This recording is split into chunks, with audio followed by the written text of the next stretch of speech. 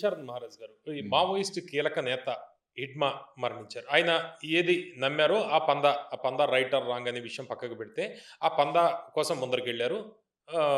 ఎన్‌కౌంటర్‌లో చనిపోయారు. హ్మ్. అయితే ఆయన ఎవరి కోసం చనిపోయినట్టు? ఇప్పుడు హ్మ్. ప్రజా సంఘాల మద్దతు పెద్దగా బహిరంగంగా బయటికి ఎవరు వచ్చి మాట్లాడుతున్న పరిస్థితి కనిపించట్లేదు. హ్మ్. అంటే ఈ సందర్భంగా నేను చెప్పేదేంటంటే, జనరల్‌గా గూడా ప్రతి ప్రొటెస్టు ఈ మధ్య ఏమైతుందంటే, హ్మ్. వాళ్ళ భావ వ్యక్తీకరణని సోషల్ మీడియాలో వ్యక్తీకరిస్తున్నారు. హ్మ్. ఘోరాతి ఘోరమైనటువంటి వ్యవస్థలోకి పోతుంది సమాజం.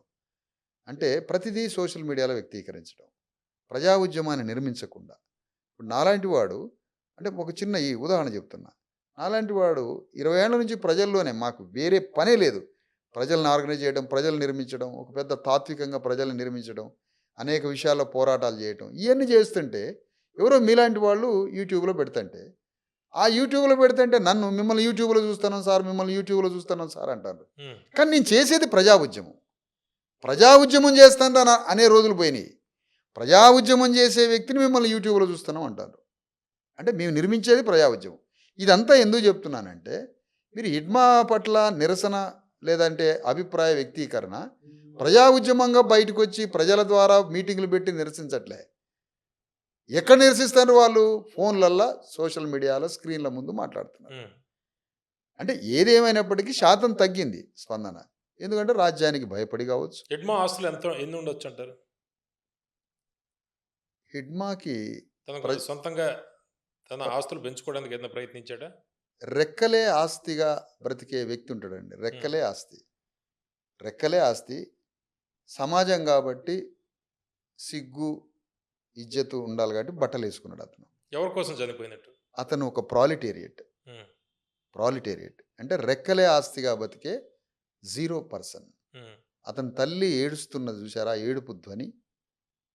ఆ ధ్వనిలో ఉన్న ఆ రిథమ్ అర్థం చేసుకోగలిగితే, భారతదేశంలో ఉన్న వేల సంవత్సరాల అణగారిన వర్గాల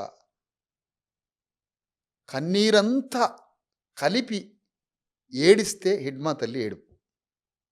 హ్మ్. అంత భయంకరంగా ఉంది ఆ ఏడుపులో ఉన్న ప్రపంచ తల్లుల దుఃఖం. దుఃఖం ఆమెది. ప్రపంచ భూమి పుట్టిన కాడి నుంచి దోపిడీకి గురైన బాధితుల హృదయమంతా కలిసి, వారి కన్నీరంతా కలిపి ఏడిస్తేనే హిడ్మా తల్లి దుఃఖం. అది ఆమె దుఃఖం. అంత దుఃఖపడ్డ హిడ్మా అనే వ్యక్తి రాజ్యాంగ పీఠికని, రాజ్యాంగ కోర్ సోల్‌ని అంబేడ్కర్ ఈ దేశాన్ని తాను మార్చాలనుకున్న పంథాని హిడ్మా అర్థం చేసుకోలేదు, తెలుసుకోలేదు. హ్మ్. హిడ్మా ప్లస్ అంబేడ్కర్, హిడ్మా ప్లస్ రాజ్యాంగం or Hidma plus Ambedkar is equal to Hidma prime minister. హుహు. Prime minister. యెస్. అది అతని ప్రజల పట్ల ఉన్న సంకల్పం. హ్మ్. అతని చదువెంతుందనేది పక్కన పెడదాం. ప్రజల కోసం బయలుదేరాడు. కానీ నేను పూర్తిగా మావోయిస్ట్ పార్టీకి ఎగైనెస్ట్. హ్మ్. బట్ హిడ్మా సంకల్పం ప్రజల పట్ల, హిడ్మాకున్న మానవీయ దృక్పథం దాన్ని మాత్రమే సమర్థిస్తున్నాను తప్ప, హిడ్మా మార్గాన్ని వ్యతిరేకిస్తున్నాను. సాయుధ పోరాటాన్ని యెస్. రాష్ట్ర కార్యదర్శి వ్యతిరేకిస్తారు. జగన్ ఉన్నాడు. చనిపోయాడు. హ్మ్. కాజీపేట దగ్గర. తినటానికి తిండి లేదు వాళ్ళ ఇంట్లో ఈరోజు.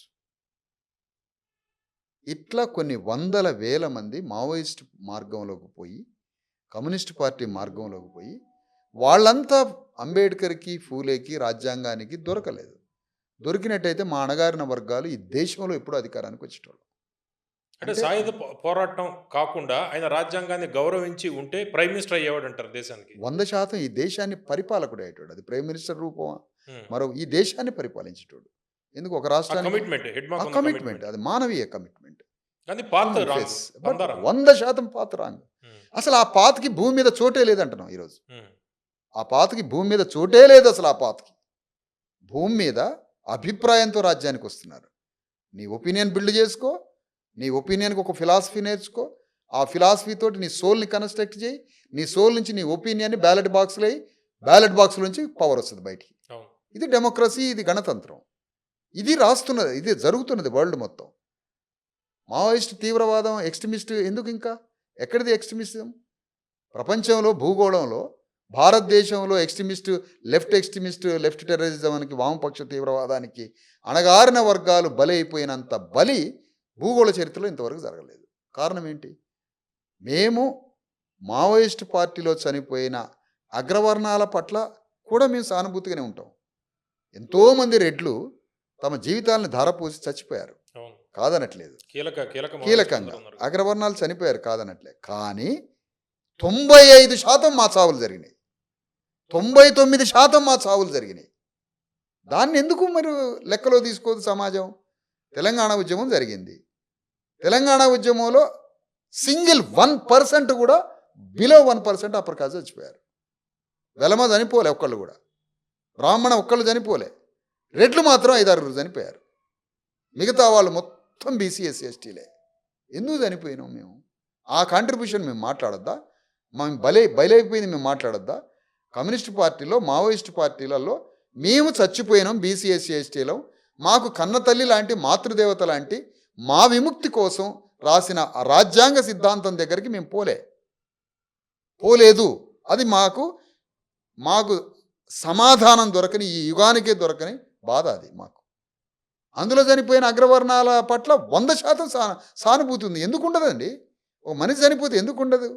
చిన్న సహాయానికి కృతజ్ఞతగా కన్నీళ్లు పెట్టుకొని జీవితాంతం రుణపడి కృతజ్ఞతగా ఉండే మేము, వాళ్ళ పట్ల మాకు ఎందుకు ద్వేషం ఉంటుంది? ఇట్లా పోయి అట్లా చనిపోయిన రెడ్లు లేరా? గ్రామానికి రెడ్లు పోయి గ్రామాలనే కొంతమంది క్రూర రాజకీయ నాయకుల చేతుల నుంచి తీసుకొని రెడ్లు అనేక గ్రామాలను సాధినోళ్ళు ఉన్నారు. వాళ్ళ భూమిలో పంటలు పండితే, అరే పలానా ఎస్సీలు, దళితులు, మాదిగోళ్ళు వాళ్ళురా, వాళ్ళు మన కుటుంబం వైపు నిలబడ్డరా, వాళ్ళకి మనం చూడాలరా, మన అయ్యకి నిలబడ్డరు, మన తాతకి నిలబడ్డరు, వాళ్ళని మనం చూడాలని గ్రామాలలో, కొన్ని 100 గ్రామాలలో రెడ్లు మా అణగారిన వర్గాల్ని కళ్ళలో పెట్టుకొని చూసిన వాళ్ళు ఉన్నారు. వాళ్ళ పట్ల కృతజ్ఞత ఉంది మాకు, సమస్య లేదు అందులో. మాకెందుకు ఉంటుంది? ఓకే. రాహుల్ సాంకృత్య ఆయన బ్రాహ్మణుడే, ఆయన మా కోసం ఆలోచించి అనేక మార్గాలను మేము వ్యతిరేకమా దానికి? మాకు అట్లాంటిది ఏం లేదు. కాకపోతే మా సమాజానికి మాతృదేవత లాంటి, కన్నతల్లి లాంటి మమ్మల్ని రాజ్య సింహాసనం మీద కూర్చోబెట్టే ఒక అత్యంత గొప్ప తాత్విక శాస్త్రం పూలే అంబేద్కర్ ఫిలాసఫీ లెగసీలోకి మేము పోలేదు. మా వాళ్ళని తీసుకుపోలేదు. మా వాళ్ళు అక్కడ దాకా పోకుండా చేసిన కుట్రలు జరిగినాయి. ఇవన్నీ మేము మాట్లాడతాం సార్. మేము గద్దరు హిడ్మా ఎట్లయితే కలవలేదో, గద్దర్ హృదయంలోకి కూడా అంబేద్కర్ కలవలేదు. అదే జరిగి ఉన్నట్టయితే గద్దర్ ఈ రాష్ట్రానికి ముఖ్యమంత్రి అయ్యేటోడేనాడు. ఎందుకు జరగలేదు అది? కారణం ఏంటి? అందశ్రీ అనే వ్యక్తి, నేను పిహెచ్డి చేసేటప్పుడు ఉస్మానియా యూనివర్సిటీలో ఎన్ఆర్ఎస్ హాస్టల్లో ఉండేవాడిని. వస్తే నా రూమ్లో ఉండి, కొంతమంది మిత్రుల రూమ్ కూడా వచ్చేటోడు, రమణ అని నా మిత్రుడు రూమ్కి వచ్చేటోడు, నా రూమ్కి వచ్చి తెల్లవారిన దాకా నా రూమ్లోనే ఉండి ఫ్రెష్ అయిపోయేవాడు రమణ, అందశ్రీ గారు. అంత స్నేహితుడు. కానీ క్వైట్ అపోజిట్ అభిప్రాయాలు ఉన్నాయి. అందశ్రీ సంపూర్ణంగా బ్రాహ్మణైజ్ అయ్యిండు.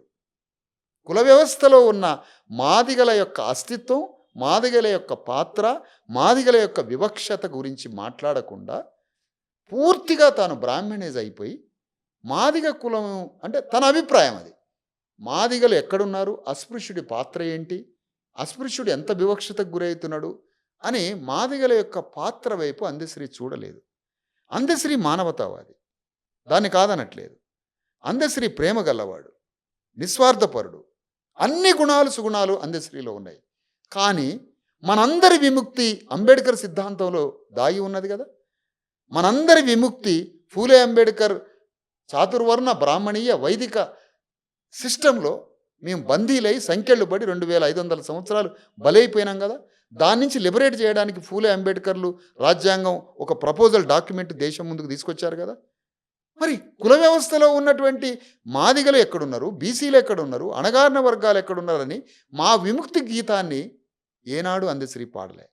ఆయన జనరల్ మానవీయ దృక్పథంతో మాట్లాడిండు, కానీ నిస్వార్థపరుడు. ఈ కాంట్రడిక్షన్స్ ఆయనకి నాకు మొదటి నుంచి ఉన్నాయి. అంటే అందశ్రీ అంబేద్కర్ వైపు రాలేకపోయాయి. గద్దరు హృదయానికి అంబేద్కర్ కలిస్తే ముఖ్యమంత్రి అయ్యేటోడు, అతను రాలేకపోయాయి. ఈ వాదం మాకు ఉండదా సార్?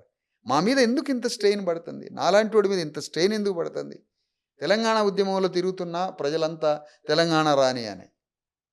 కమ్యూనిస్ట్ మావోయిస్టు పార్టీలు ఉండే చంద్రబాబు నాయుడు రాజశేఖర రెడ్డి కాలంలో ఉంటే అసలైన సిద్ధాంతం కమ్యూనిస్ట్ పార్టీ సిద్ధాంతం అని అప్పుడు మాలాంటి వాడికి చోటు లేకపోయే. తెలంగాణ ఉద్యమం నడుస్తుంటే ముందు తెలంగాణ రానేవా, తర్వాత నీ బీసీ ఎస్సీ ఎస్టీ వాదం అని అప్పుడు అనబట్టే. ఇప్పుడు పోరాడుతుంటేనే పాలకుల పక్షానే మా వర్గాలు పోయి అక్కడ నిలబడే. మాకు బాధ ఉండదా సార్? ఇప్పుడు మా విముక్తికి రాజ్యాంగం వచ్చినప్పుడు రాజ్యాంగం ఇంకో మాట కూడా చెప్తుంది కదా, మీ హక్కులతో పాటుగా రాజ్యానికే రమ్మని చెప్తున్నాడు కదా అంబేద్కర్. ఉమ్, మరి ఆ స్టెప్లోకి పోవాలి కదా. కాబట్టి మేము సమాజంలో మా వర్గాలు మా విముక్తి సిద్ధాంతం ఎక్కడైతే ఉందో ఆ దరికి పోనప్పుడు మాకు బాధ ఉంటుంది. అగ్రవర్ణాలు మమ్మల్ని వేరే దారిలోకి తీసుకుపోయినప్పుడు దాన్ని నిరసిస్తాము, తప్పకుండా దాన్ని విమర్శిస్తాము.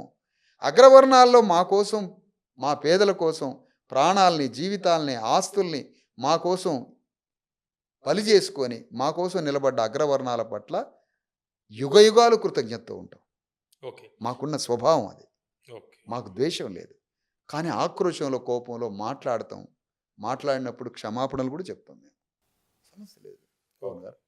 Thank you very much Visharad Maharaj గారు. మీకు తెలుగు పాపులర్ టీవీ తరఫున బీసీ ఎస్సీ ఎస్టీల కోసం మీరు చేస్తున్న ఉద్యమ పోరాటానికి తెలుగు పాపులర్ టీవీ ఎప్పుడు సపోర్ట్గా ఉంటుంది. మీకు ఎటువంటి సహకారం కావాలన్నా తెలుగు పాపులర్ టీవీ నుంచి వెల్కమ్. కృతజ్ఞతలు.